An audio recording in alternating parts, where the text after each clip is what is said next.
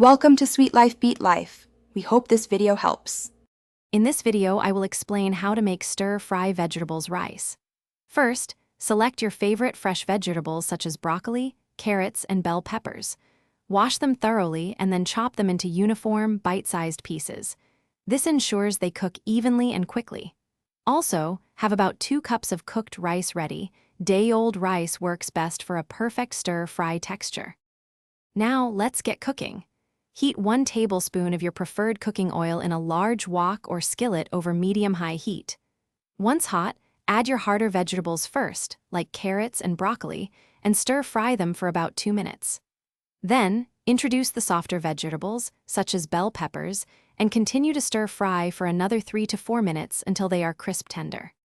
Next, push your cooked vegetables to one side of the pan and add about 1 teaspoon of minced garlic to the empty space, cooking for 30 seconds until fragrant.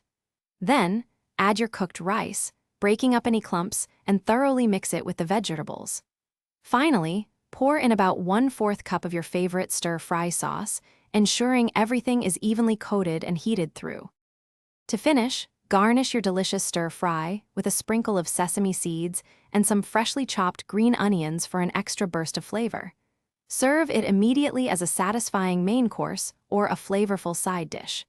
It's a quick, healthy, and versatile meal perfect for any day. Remember to check the description for a link to those fantastic leak-proof meal prep containers and other great deals. Enjoy your homemade stir-fry.